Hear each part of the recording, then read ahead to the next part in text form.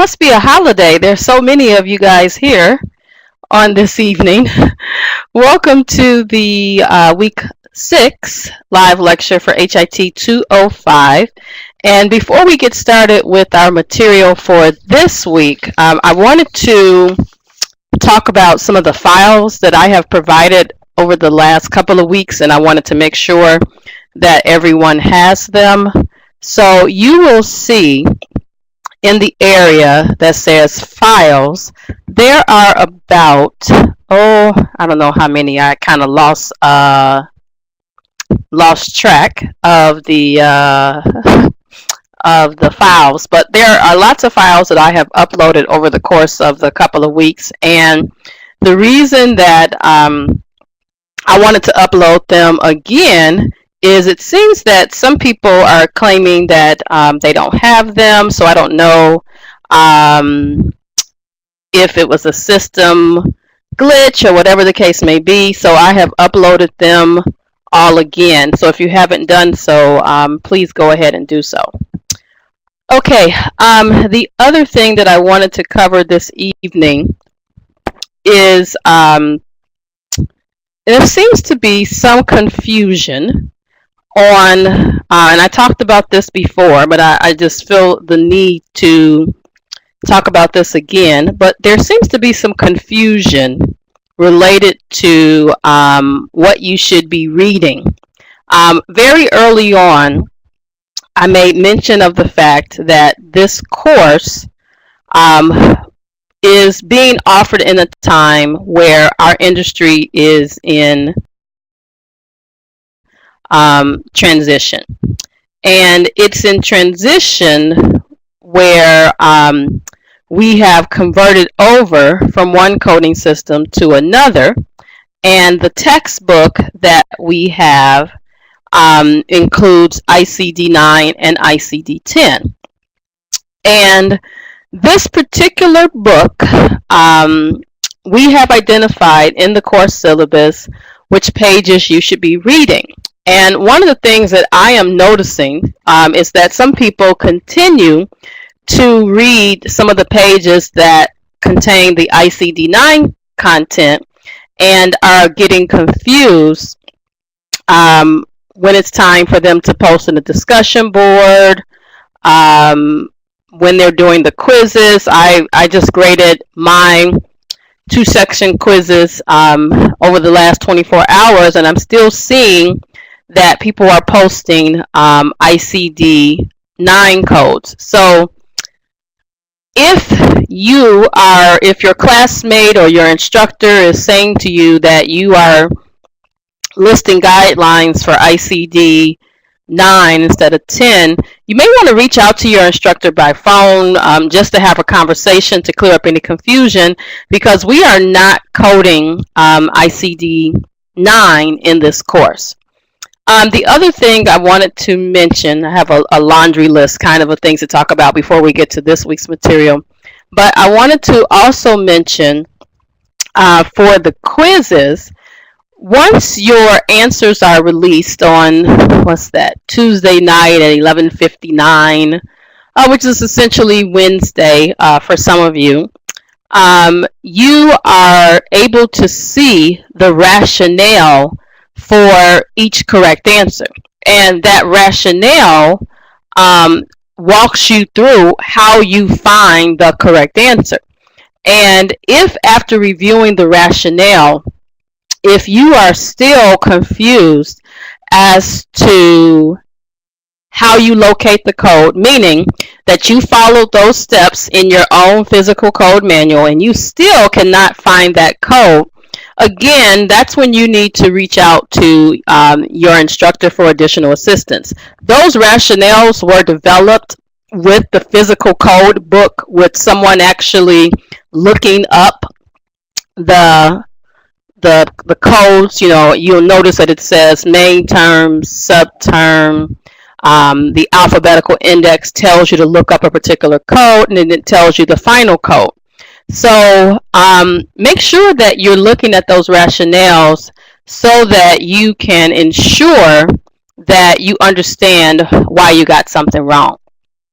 Speaking of getting things wrong, One of the things that I am seeing consistently in my two sections is that some people continue to leave off the seventh character for codes such as we talked about last week, the pregnancy. We also talked about musculoskeletal. So you want to remember that when you are verifying your code in the tabular listing, that you remember that if your code book tells you, check fourth digit, check fifth digit, check seventh digit, that lets you know that an additional character is required. And we've talked about that several times, and so I was kind of shocked this week when I saw that issue still occurring. Also, in a previous lecture, we talked about the seventh character. We talked about that if a code requires 7 characters and you only have 4, for example, that you have to use a placeholder to fill the place of where a character would have gone. So the example that I recall us doing was code W10.9, which I think is like a fall or something. And so W10.9 says it requires a 7th character. And so if a 7th character is required and you only have W10.9, that means in order to have a total of 7 characters, you're going to need to use 2 X's plus whatever your 7th character is going to be. Speaking of 7 characters, if you have been to any of these sessions, and if you are in my class in particular, one of the things that we have been talking about are the resources that coders are using on a day-to-day basis. And one of those resources that relates to this class is called Coding Clinic. And Coding Clinic is a reference where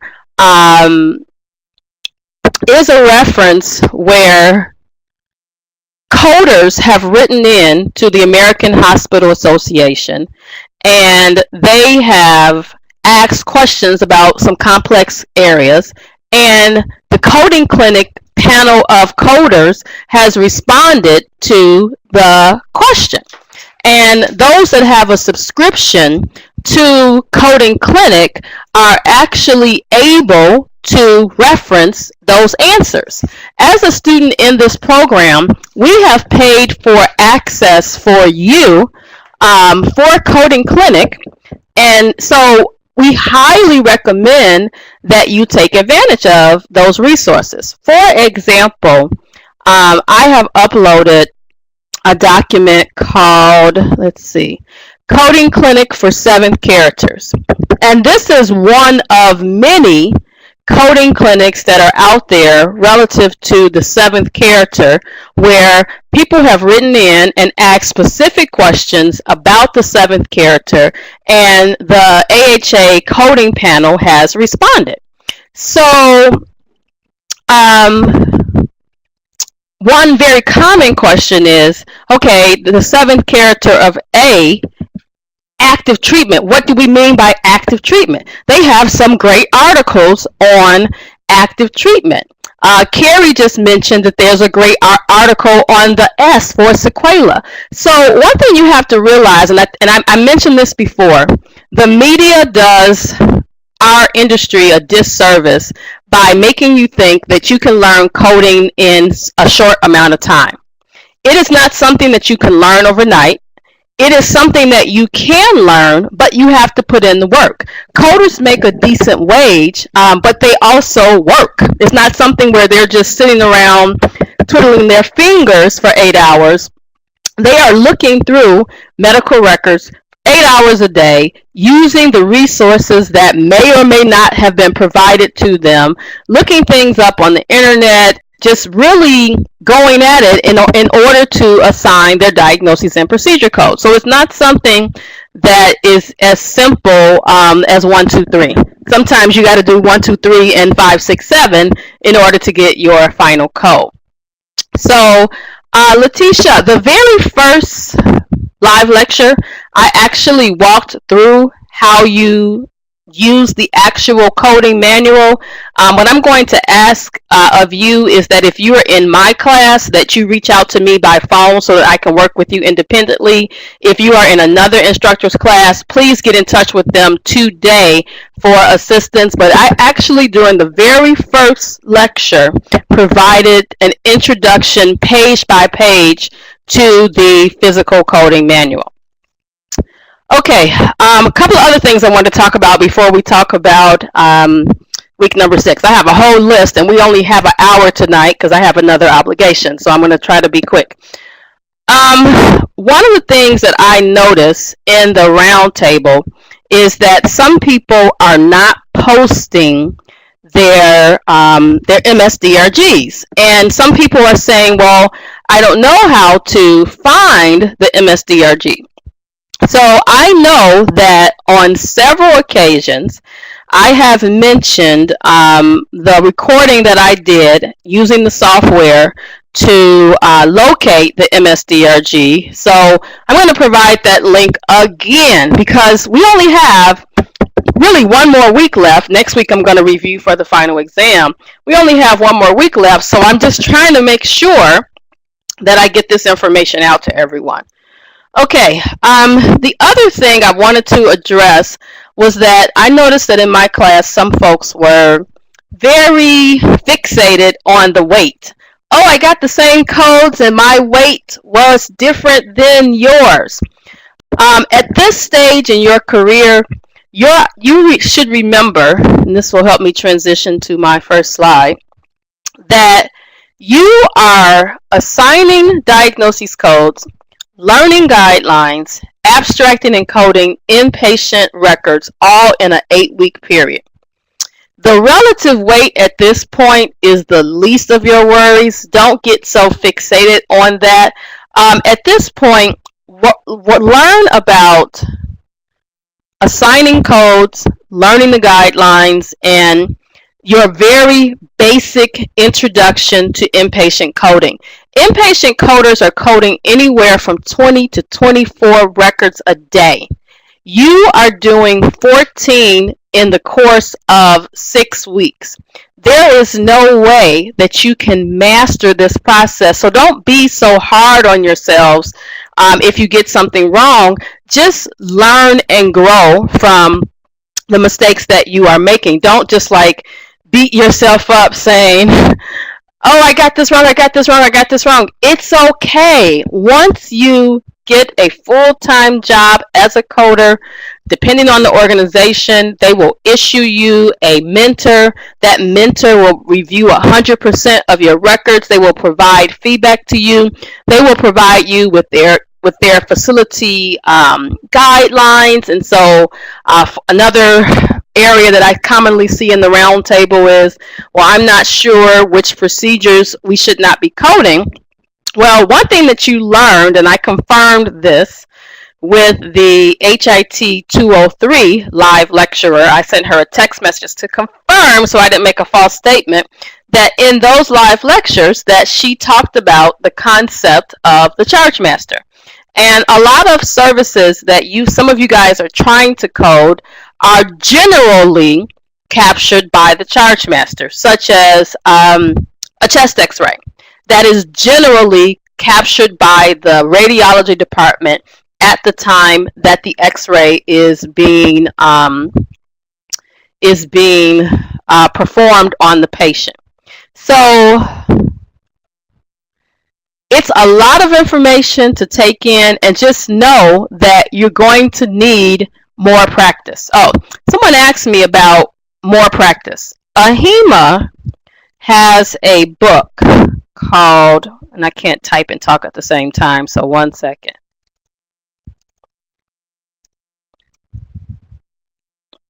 So AHIMA has a book called Clinical Coding Workout. Oh, I forgot something very important. With answers. And that book is not a textbook. It is a Zumba coding book. And the reason why I say it's a Zumba coding book, because it's a book where you have basic, intermediate, and advanced coding scenarios for all different types of coding. And if you want to enhance your coding skills, that's a great book to utilize. Okay, I got one more from last week. I got more, but I only have an hour tonight. So the other thing I wanted to address that was a huge question last week was related to the case where there's an operative report, and you guys saw that the specimen went to the lab. So first, let me explain to you that typically surgical protocol requires that specimens that are removed during surgery has to be sent to the lab. Now, what you have to understand is surgical protocol is dictating that all specimens go to the lab. And if you think about it, they're doing that to make sure that there's no cancer, no other abnormalities, etc. That does not mean that the intent was diagnostic. What do I mean by that? When a patient comes in specifically for a biopsy, the doctor is trying to figure out what's going on with the patient. And so that would be an example of a diagnostic biopsy because the intent was to get a diagnosis. The objective. Remember, when you're looking at your root operation, it's all about what was the objective. So I'll give you an example. Hysterectomy. When a patient gets a hysterectomy, they're going to send the parts that they take out to the lab. The objective of the hysterectomy is a resection. It's not an objective to do a biopsy. They're sending the specimens to the lab because they need to analyze them because, you know, they were taken out because the patient needed a hysterectomy. But what if when the pathologist reviews the specimen, he identifies some abnormalities that he needs to notify the surgeon about? So the bottom line is that we as coders are cautioned not to select the qualifier value of X for every specimen that's sent to the lab. Your decision for making that qualifier of X in your code selection is based on the objective of the procedure as documented in the medical records. So again, for most surgeries, we're going to send the specimen to the lab. That does not automatically make it a diagnostic test. Okay, so three goals of this course. 3 goals for this course. Number 1, assigning codes. In the very first session, I talked about how we use our coding manual. If memory serves me correctly, and it's been some weeks, so forgive me, we did some sample, looking up some codes, main term, subterm, verifying the code. We added in the guidelines. We talked about how some of you may want to have the standalone copy that's in your doc sharing area, like me, because the words are bigger. I can't see the words that are in the front of the coding manual. Some of you may want to just use the ones that are in the front of the coding manual. It's up to you. Be that as it may, every week, once you know which chapters you're going to be reading, it is very, very, very important that you review your guidelines, because the guidelines drive our code assignments. So if you are just trying to code by flipping through the manual, you are in some cases going to make coding errors because you're flipping through the coding manual and not taking into consideration that there may be a guideline that is going to apply. Okay, I think that was all. Oh, something else I wanted to mention. You'll notice that on these records, which again are from the 1980s, they're for educational purposes only, where you are looking at the case, you look at the face sheet, and you say, oh, there's an admit diagnosis right there. That must be the admitting diagnosis. So I want you to think about this from this perspective. When a patient goes to, for example, the emergency room, a clerical staff member is capturing why you're there today. And you could be at that front desk rambling on about a couple of things, and that person is just going to capture one of those things as to why you're there today. Then once you go through the emergency room, they decide to admit you. On the H&P, the history and physical exam, is where the doctor is going to state the reason that he or she is admitting the patient to the hospital. So just keep that in mind, that you're not coding from the face sheet, because that is not a document that is derived from a clinician. It is typically the registration clerk that is identifying that information. Also, in the files area, for those of you who missed it, I did upload again some of those documents that help you abstract from the record. I'm pretty sure I gave these week number 2, but the mechanics of inpatient chart review was one. Let's see. Abstracting from inpatient records was another. Inpatient coding tips for new coders was another one. So those documents that you were provided with, I didn't just provide those to you so that you can just dump them into a file and come back to them later. I gave them to you strategically during certain weeks as ancillary documents to help you navigate through a process that can be very intimidating in an introductory course. Okay, there was one more file I wanted to mention. Oh, the query process. There are 2 documents that I had given you regarding the query process, and I noticed in my particular sections someone was mentioning they still don't know how you word a query and why you need a query.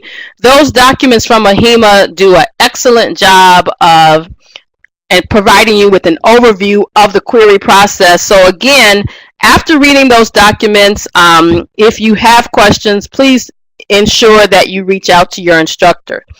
I have spoken with several of the instructors, and they have indicated that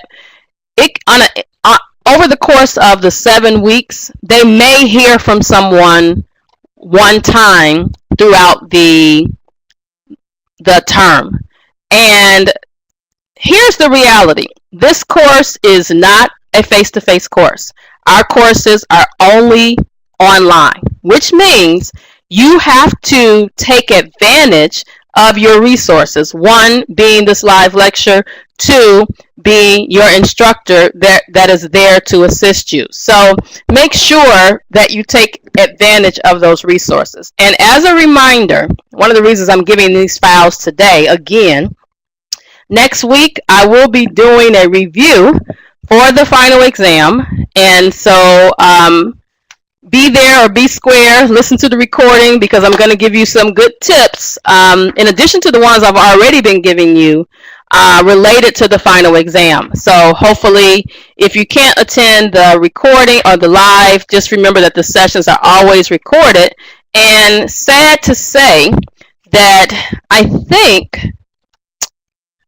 think 2 weeks after the course ends, you guys can't get back in. It's either 2 weeks or 4 weeks, something like that. I can't remember.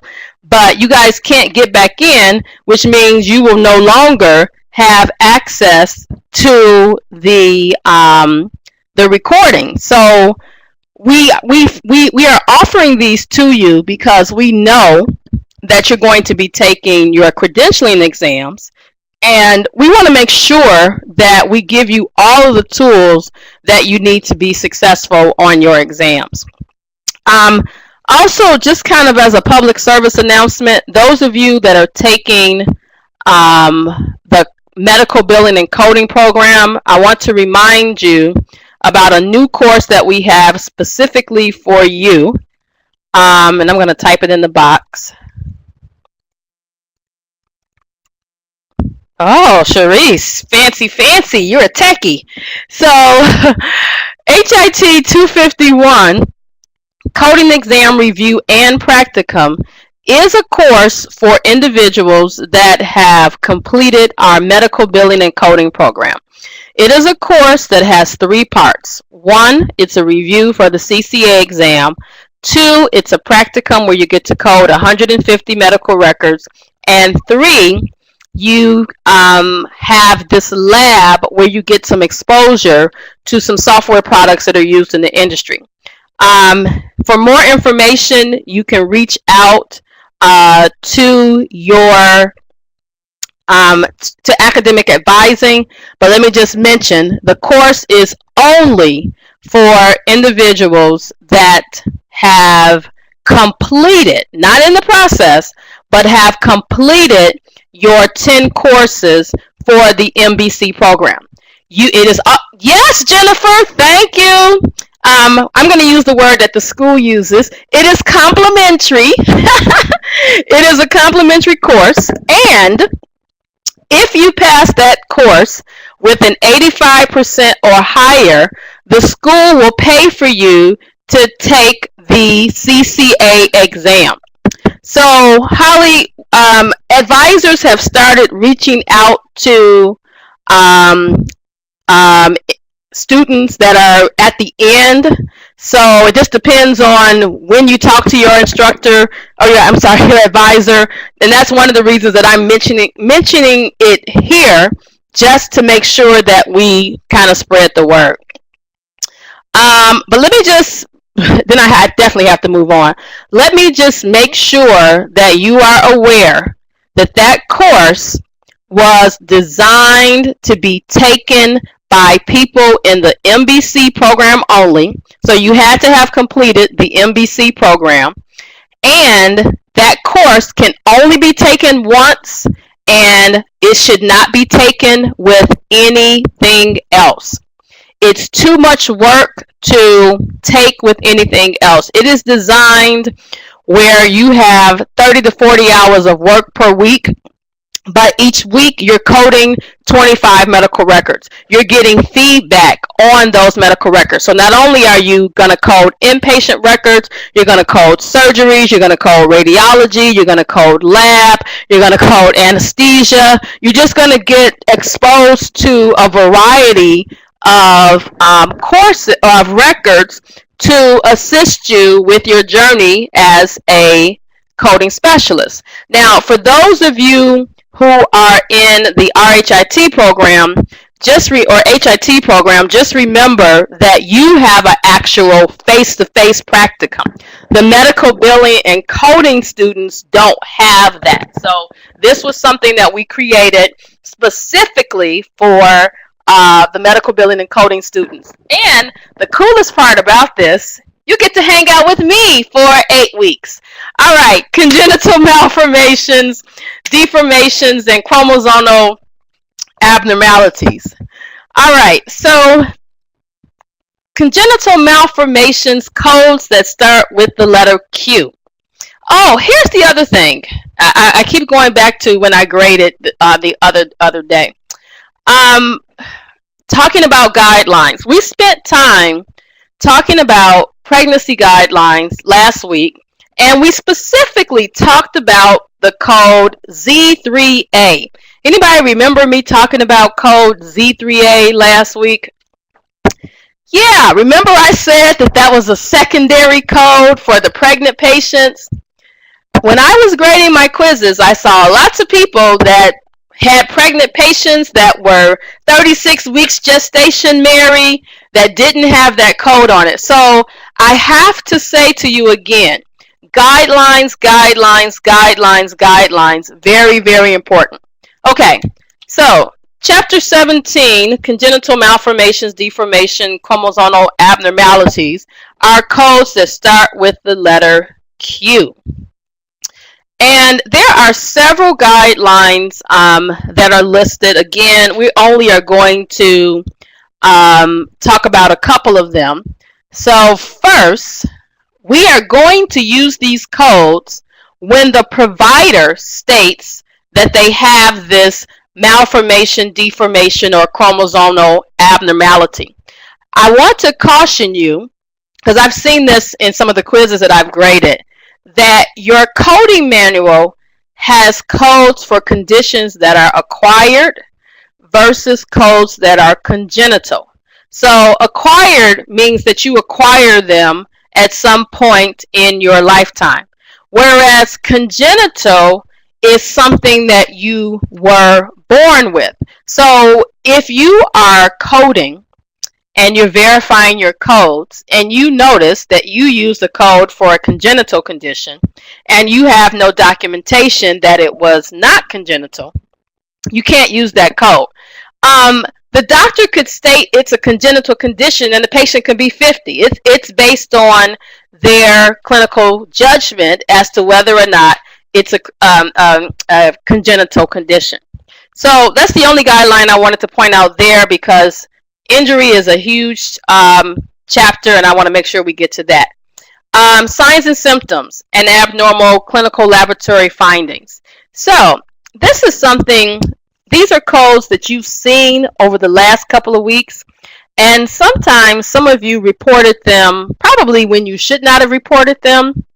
And I want you to think back to, and I don't know the exact numbers, but I'm going to say Bio 265, Bio 260, and Bio 275 is what I think the numbers are.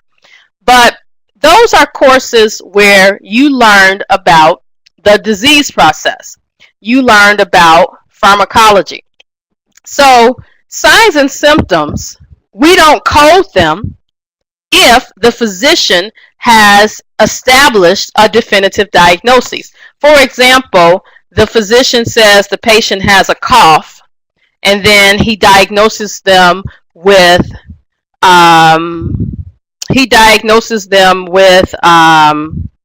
pneumonia. Typically, when you have pneumonia, you have a cough. The doctor may state abdominal pain, comma, nausea, comma, gastroenteritis. Abdominal pain, nausea are signs and symptoms of the gastroenteritis. So one of the things that you guys have to kind of remember, if you're going to report one of these codes that starts with the letter I, which indicates a symptom, you have to ask yourself, has there been a specific diagnosis that has been established where this sign or symptom is integral to that particular condition? And the way that I always remember it, each body system has signs and symptoms that are very common to that body system. For example, the heart. Typically, patients that have heart problems could have chest pain. They can have shortness of breath. They can have dizziness. Patients with digestive system problems, they're going to have nausea, vomiting, diarrhea. Patients that have urinary problems, they're going to have things like urinary frequency, urinary urgency, urinary incontinence, hematuria. So you just have to remember those body systems and the signs and symptoms that the body presents to us that lets us know that, hey, something is going on.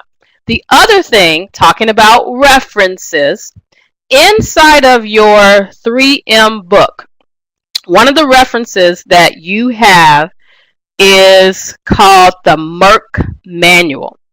And the Merck Manual is such an awesome resource because it gives you the different diseases and it tells you what the signs and symptoms are. It tells you, heck, it even tells you how they're treated. It really gives you some good information. Now, that resource is available inside of inside of 3M.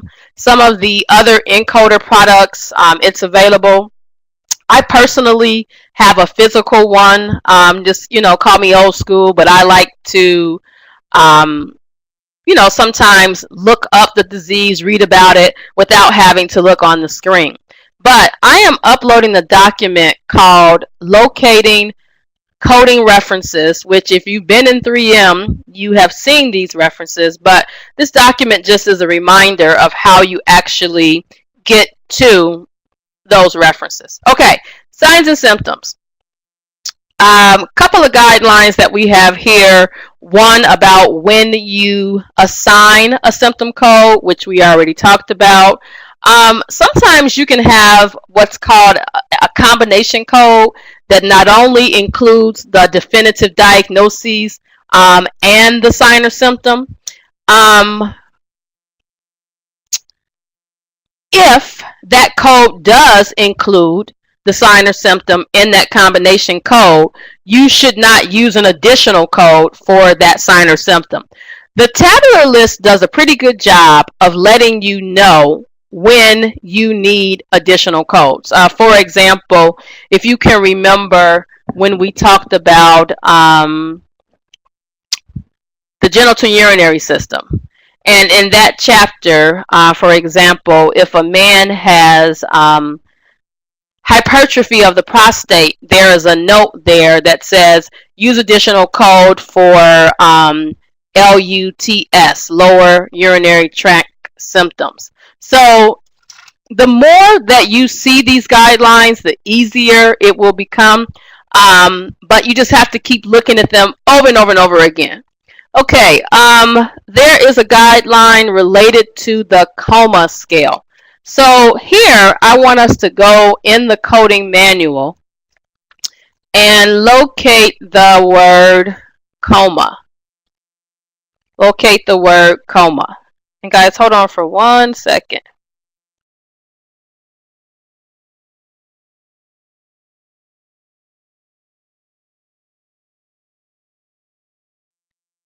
Okay, so locate the word coma. And I'll give you a second to get over there. So in the alphabetical index, remember that the alphabetical index are the gray pages at the front. The dictionary, tabular list are the colored pages in your physical code manual.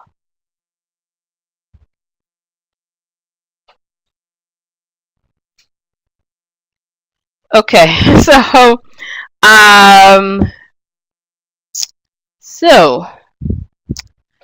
under the main term of coma, you see to the right of it code R40.20.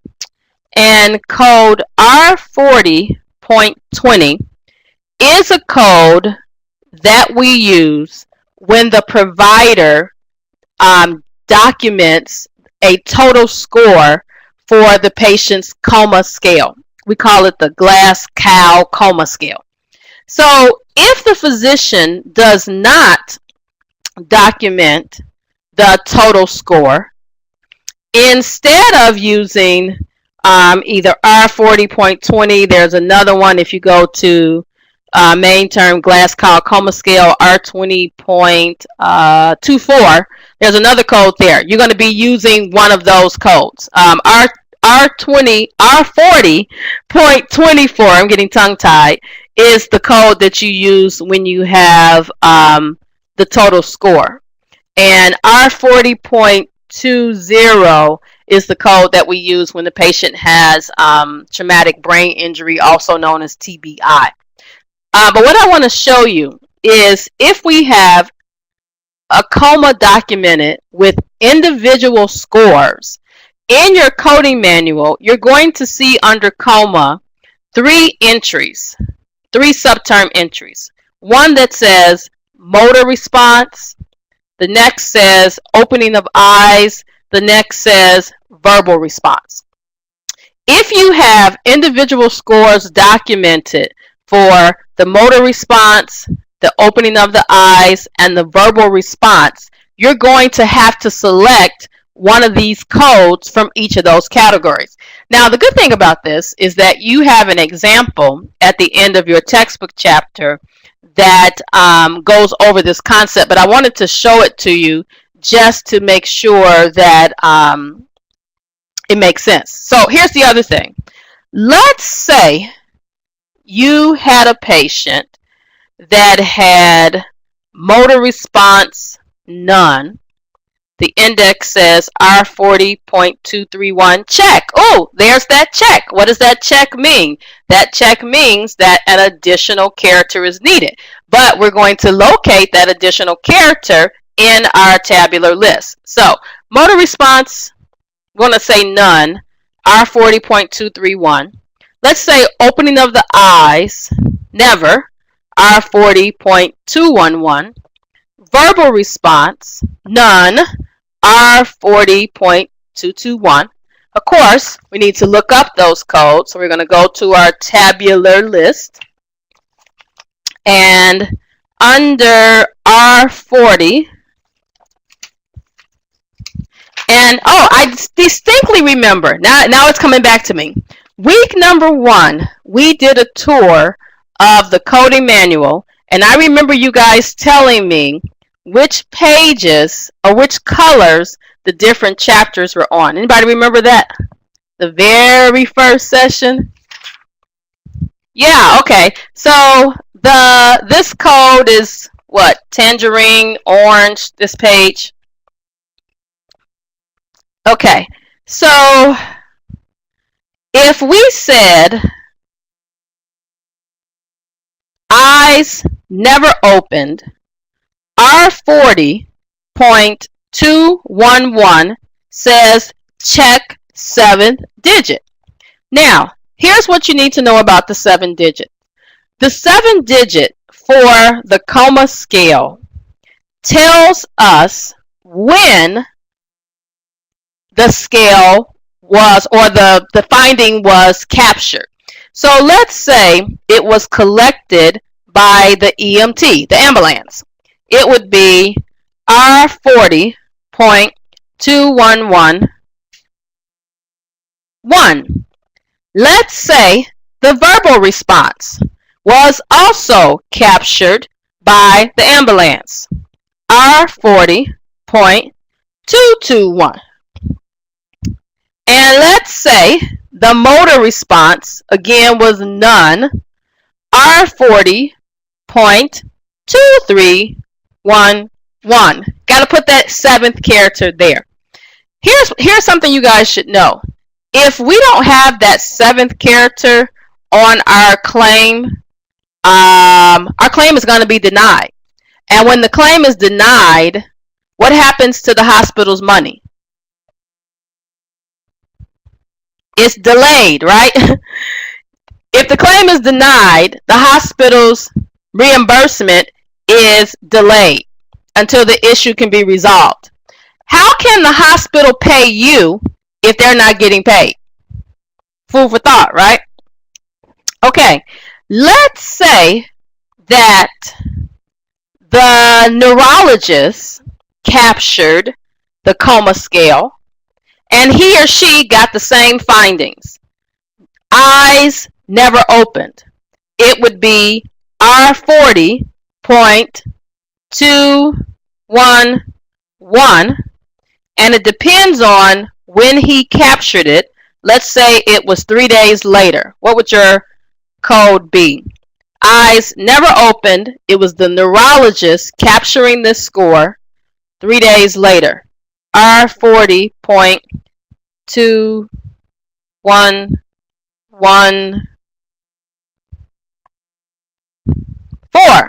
And let's say no verbal response. Neurologist 3 days later. R40.214. And then let's see what else. No motor response. R40.234. Okay, and while we're over here, just so I can make sure I'm giving you the correct information, So R40.20 unspecified coma, R40.24 is what I was mentioning if the provider gives you the total Glasgow coma scale. So if he says the coma scale was 13, that would be R40.241. And if you notice, this does not have a seventh character. Also, our famous notes in red, use codes R40.21 through R40.23 only when the individual scores are documented. Okay, so that was the guideline that I wanted to show you there. Okay, injuries, poisonings, and other certain consequences of external causes. The cool thing about us looking at this chapter today is that you actually have already coded some of the things that are in this chapter. For example, if memory serves me, last week in the coding roundtable, you had a code that started with the S, right? And one of the big conversations in the roundtable last week was about what the seventh character was going to be. So some people, I noticed, they said, oh no, according to Coding Clinic, we should do X, Y, and Z. And some people said, well, it doesn't make sense to me. I think it should be this seventh character.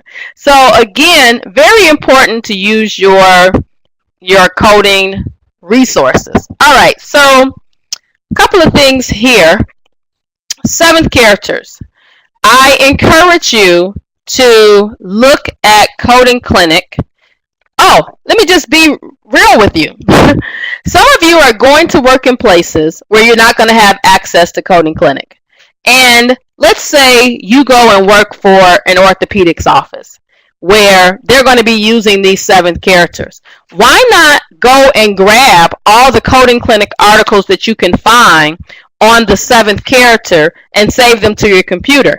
While yes, there will be new ones that will come out, you can at least have some type of reference to use, because not everyone purchases Coding Clinic because it can be a little pricey. And some organizations, especially physician offices, if they're not affiliated with the hospital, they don't have access to a lot of resources. So while you have access to these resources, take advantage of them. Also, when you're studying for your exam, you might have a question and you're like, oh, I wish I would have had access to Coding Clinic. Well, you have access to it right now, so take advantage of it. All right, so we're not going to talk about the seventh characters because we have talked a lot about them previously. I've given you this Coding Clinic article. At this point, it's about you applying the information that you have learned and that you have access to. Again, the last time I checked, there were 11, and I haven't checked in about 2 months. There were 11 Coding Clinic articles on application of the seventh characters. 11 Coding Clinic articles. There may be more today, but there were 11. Okay, so here we're coding traumatic fractures as opposed to pathologic fractures. Remember, 2 weeks ago, last week, I can't remember, last week, we talked about the pathological fractures, those that are due to a disease. One of the common ones was the osteoporosis was an example. So here, you're coding the traumatic fractures. Something that you want to pay attention to, again, as it relates to the seventh character, is whether it's the initial versus the subsequent encounter. There's a guideline for that. Make sure you read them.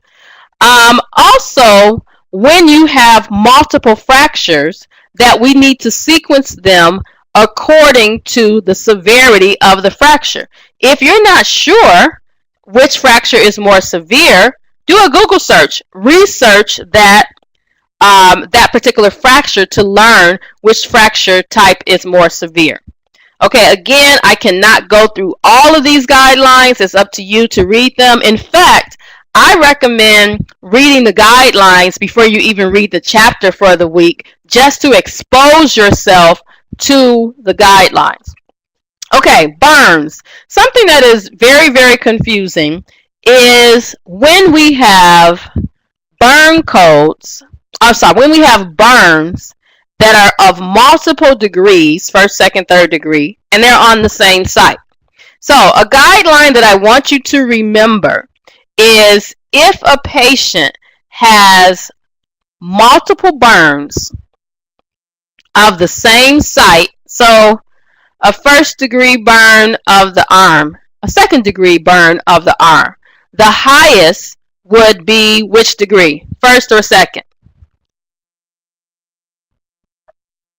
Second. So instead of saying one code for the first degree, one code for the second degree, you would only code the second degree because it's of the same site. Everybody understand that? If you have burns of the same site but different degrees, you code the highest degree. You don't say one code for the first degree, one code for the second degree. You have one code.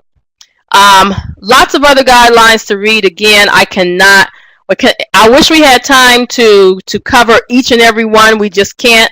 And I'll just tell you, for those of you who were talking about earlier that you wish this was in a face-to-face class, before I was moved to DeVry Online, I taught at the DeVry Chicago campus, and even in that face-to-face setting, I didn't have a chance to cover each and every guideline line by line, word by word. So it's very important that you are reading those guidelines.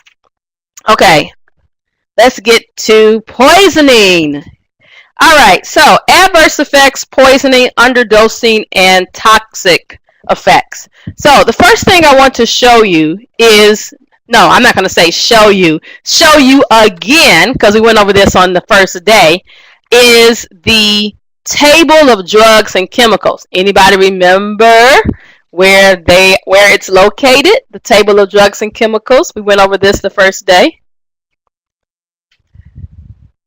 It's a part of the alphabetical index. It's directly behind the neoplasm table. Page 339. You are correct.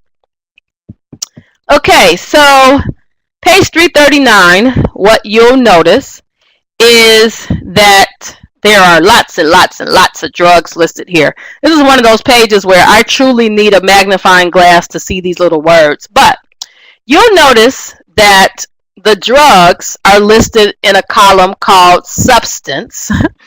And there's 2 columns for substance, which makes it really, really, really small. But anyway, you will also notice that the other columns are related to poisoning accidental, poisoning intentional, poisoning assault, poisoning undetermined, adverse effect, and then underdosing. So when you are using this table, one thing that you have to know, and this is a guideline, I didn't make it up, you must always locate the code that the table gave you in the tabular list. You must always verify your code in the tabular list. That's another thing I saw with the last quiz, that some people had codes that came from the alphabetical index and they weren't verifying their codes in the tabular list. I'll just give you a heads up about the final exam.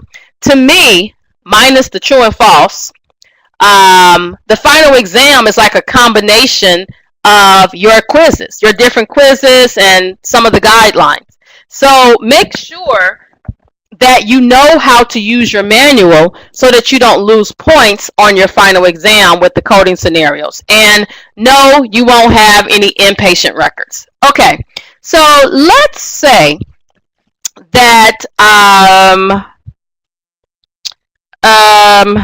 our patient had a medication that was properly prescribed to them.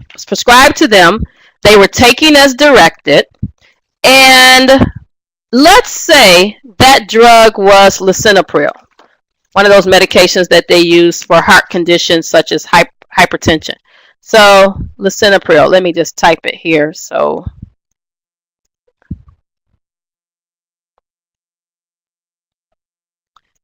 L-I-S L-I-S-I-N-O-P-R-I-L. Okay, lisinopril.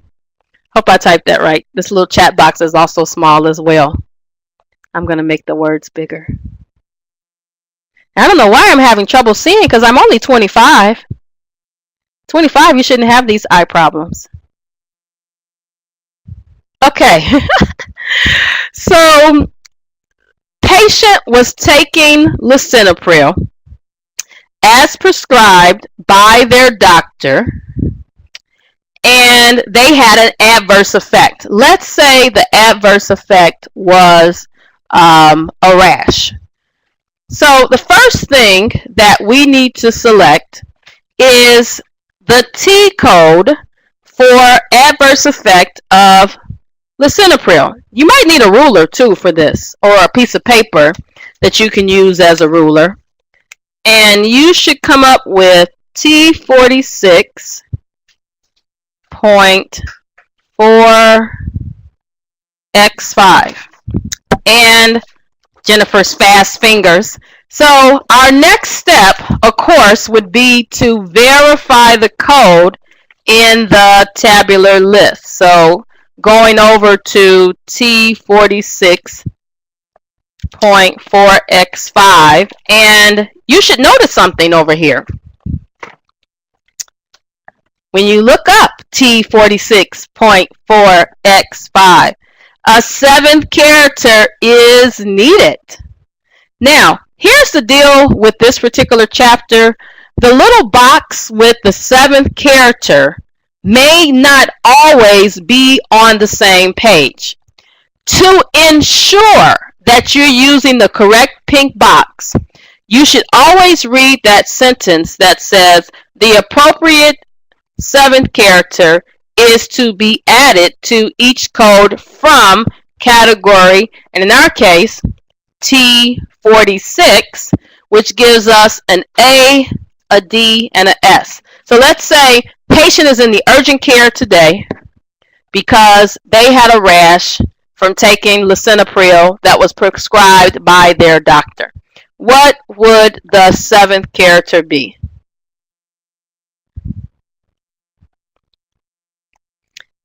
Okay, A, that is correct. Now, we also have to code the rash, and I think at this point, week number 6, everybody knows how to code a rash, right? So let's talk about sequencing. According to the guidelines, when coding an adverse effect of a drug that has been correctly prescribed, properly administered, assign the appropriate code for the nature of the adverse effect, followed by the appropriate code for the adverse effect of the drug, T36 to T50. When coding an adverse effect of a drug that has been correctly prescribed and properly administered, assign the appropriate code for the nature of the adverse effect, followed by the appropriate code for the adverse effect of the drug, T36 to T50. So in our scenario, which code would go first? The T, whatever code we said, I can't remember now, or the rash?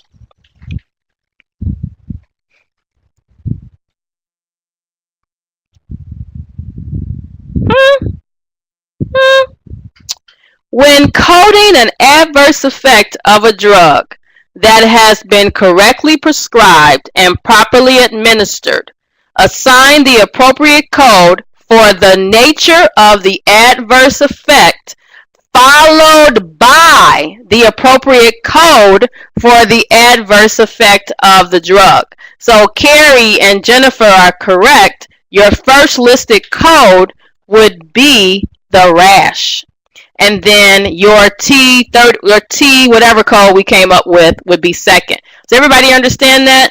According to the guidelines, adverse effect, the T code goes second. Now let's flip the script and talk about poisoning. When coding a poisoning or reaction to the improper use of a medication, first assign the appropriate code from categories T36 to T50. Then use an additional code for manifestation of the poisoning. So you see how the guidelines are reversed, where if it is an adverse effect, whatever that effect is, the rash, the vomiting, whatever, that goes first. Sometimes patients take medications and it gives them diarrhea. So that adverse effect, whatever is happening to them, goes first, followed by that T code. Whereas if it's a poisoning, the T code goes first. And I'm willing to bet $100 that you have something like that on your quiz this week. Okay, let's see what else I wanted to cover. Yeah, hint, hint. We'll see what happens. Hint, hint. Okay, okay. Complications of care, what I wanted to cover next. And one of the things that you'll notice, and I'm pretty sure we talked about this before as well, is that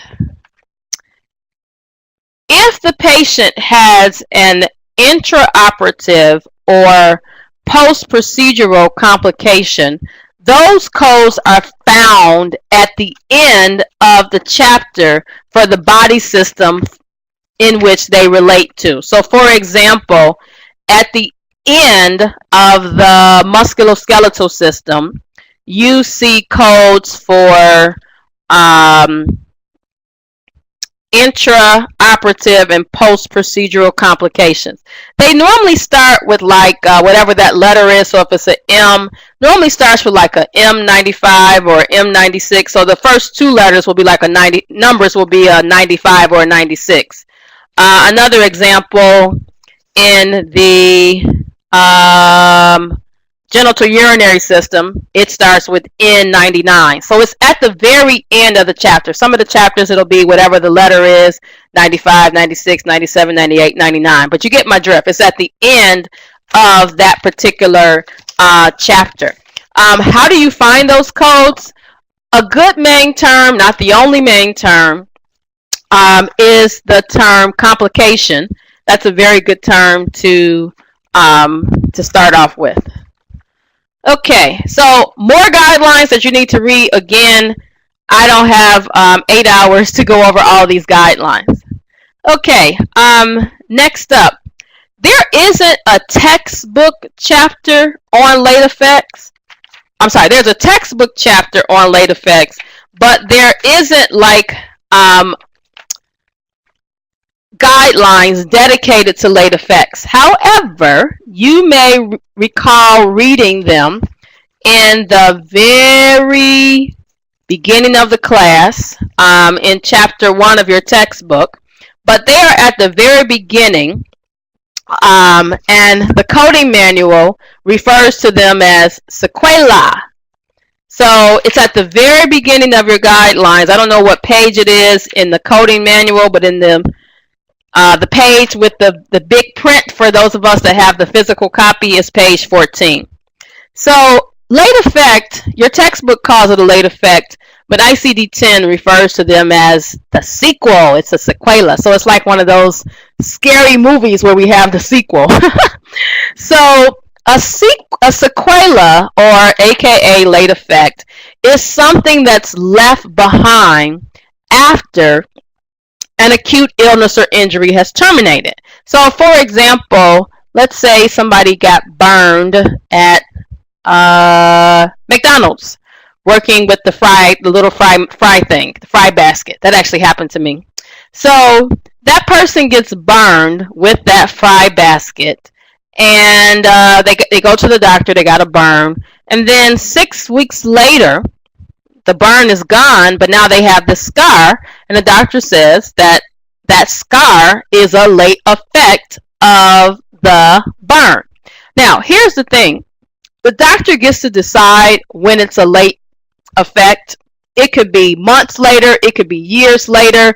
The doctor will say it's a late effect or some other terminology of a previous condition. Here's what you need to know from a coding perspective. When you are coding the sequela, you typically are going to have two codes. This might be another one that you're going to see on the quiz. Two codes sequenced in the following order. First, the condition or nature of the sequela is sequenced first. For example, the burn and the scar situation. So the nature of the sequela is the burn. And then the sequela code is sequenced first. So let's just see, just so we can figure out, what main term do we use to find the sequela? And it's the main term, sequela. So let's say, for example, my burn. If I go to the main term, sequela, it says code to injury with the 7th character of S, which is the 7th character for sequela. So the burn would go first, and then, the scar would go first, and then I would have a secondary code, which I locate using the main term sequela, and then a 7th character of S. Okay, and in the interest of time, we're not going to look those up, and I will give you a copy of these PowerPoint slides as usual when I'm finished. Okay, so those are the guidelines. I'm going to skip past that and get to the last agenda item, which is the round table.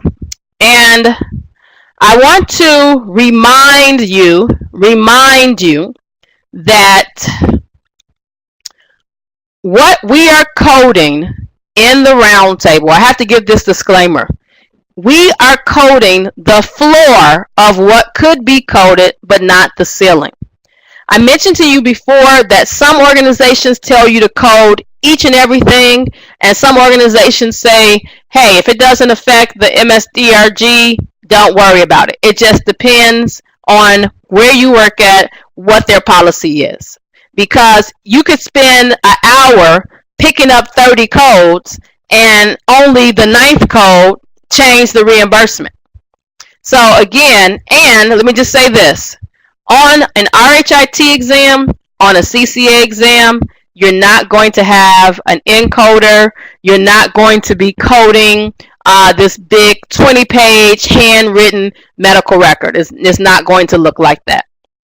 So again, it's always your responsibility to ensure that you are taking advantage of the resources, coding clinic, coding guidelines, etc. And I noticed last week in my class, some people were just trying to code from the discharge summary only. You need to review the entire record. Okay, so for the first case, your principal diagnoses and your admitting diagnoses are the same. And the patient has syncope. Something I wanted to mention.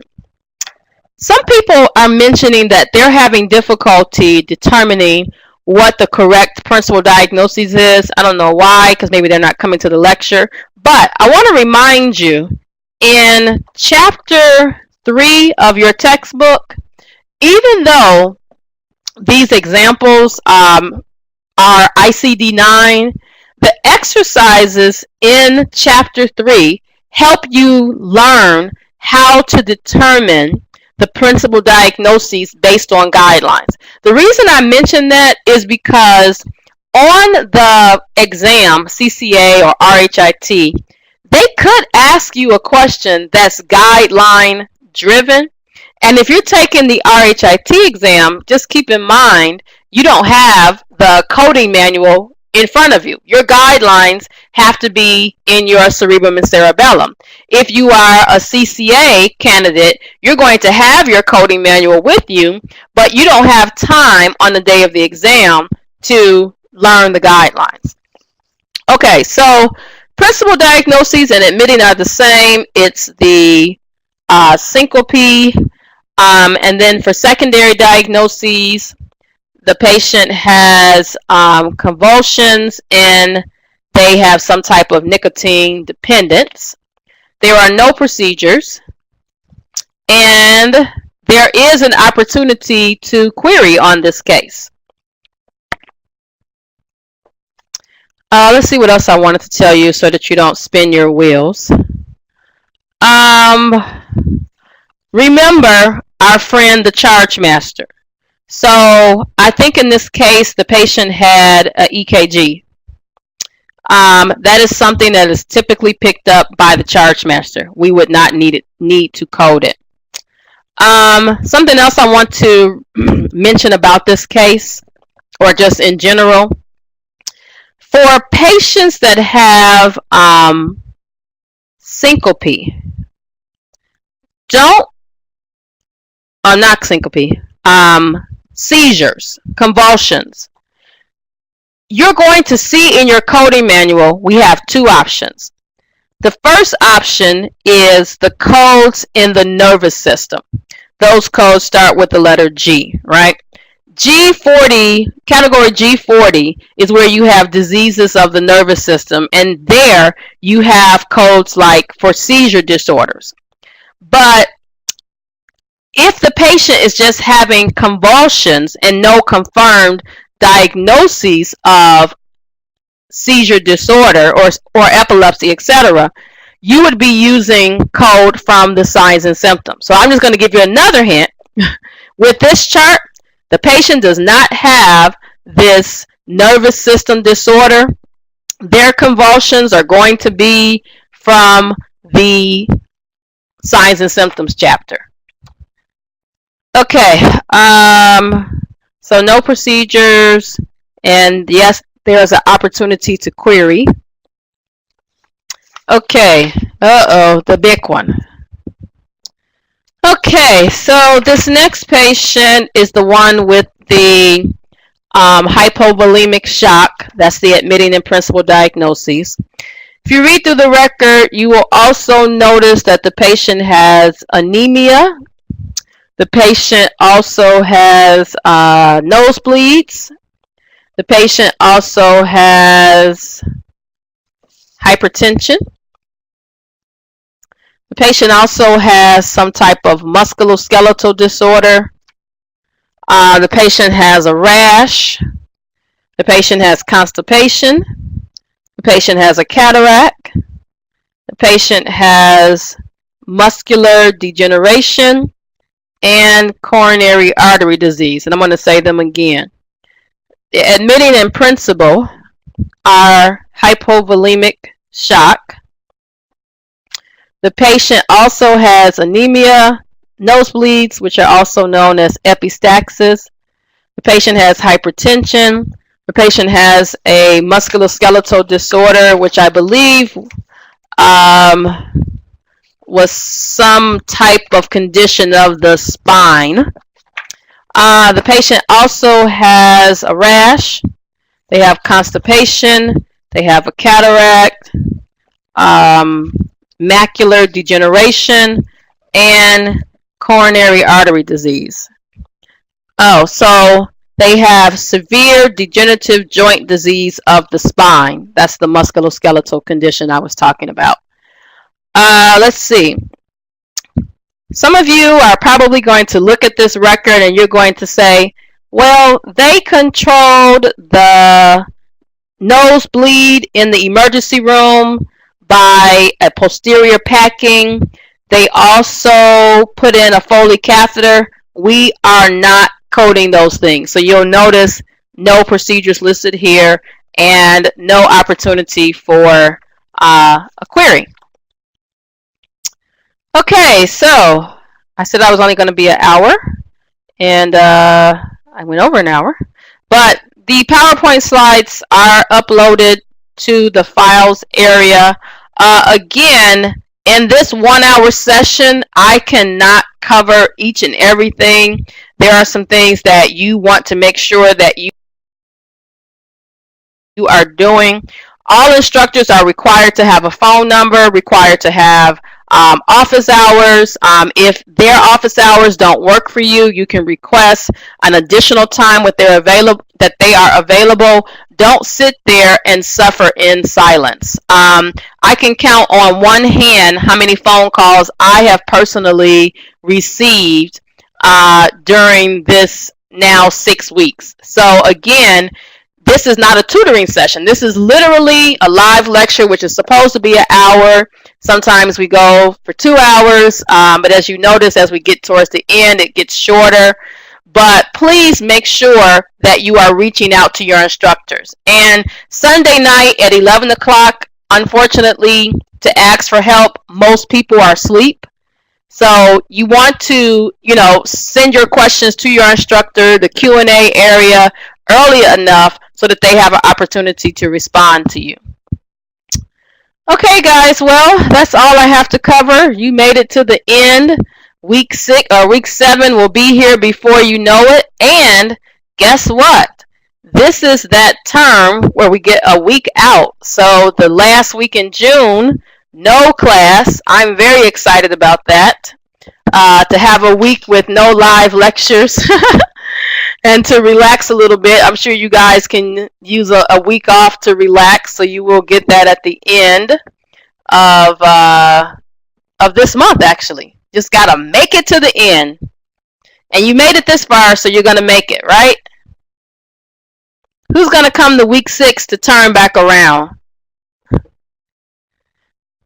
Yeah, unfortunately, nobody tells you how hard coding is, right? You take the first classes, you're like, oh, this is easy.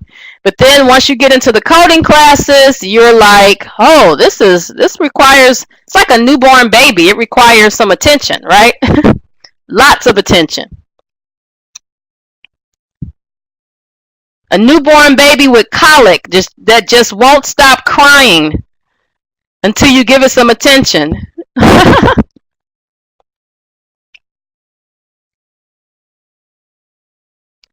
All right, everyone. Have a good evening, and I'll see you next week.